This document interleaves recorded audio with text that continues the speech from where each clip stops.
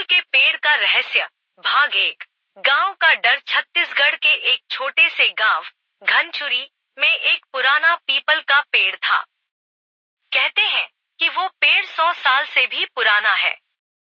गांव के बुजुर्ग बताते थे कि उस पेड़ के नीचे रात के समय किसी को भी नहीं रुकना चाहिए। वहां से किसी औरत के हंसने की आवाज आती है और सुबह वो इंसान वापस नहीं आता। लोग डरते थे, लेकिन कई बार नवयुवक इस डर को चुनौती देने की कोशिश करते थे। पर हर बार नतीजा एक ही होता, या तो कोई गुम हो जाता या पागल हो जाता।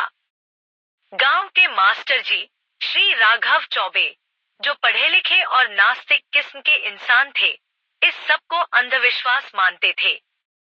उन्होंने गांव वालों से कहा, कोई भूत वूत नहीं होता, ये सिर्फ मन का भ्रम है।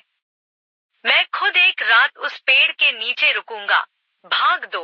पहली रात राघव जी ने अपने साथ टॉर्च, एक रेडियो और कुछ खाना लिया। गांव के लोगों ने बहुत मना किया, पर वो नहीं माने। रात के करीब 10 बजे वो पेड़ के नीचे पहुंचे। पूरा गांव खिड़की से झांक रहा था। शुरू के कुछ घंटे तो सब ठीक रहा।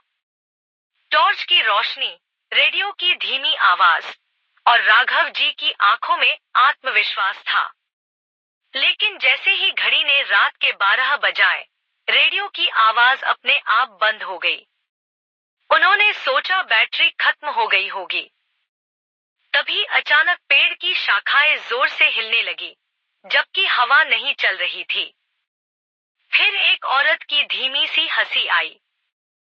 हा हा हा हा। राघव जी ने टॉर्च उस ओर घुमाई, पर वहां कोई नहीं था। पर पेड़ की छाया में उन्हें एक सफेद साड़ी में औरत खड़ी दिखी, जिसकी आंखें लाल थी। भाग 3। डर का असली रूप। राघव जी ने भागने की कोशिश की, पर उनके पैर जमीन से चिपक गए। वो औरत धीरे धीरे पास आ रही थी।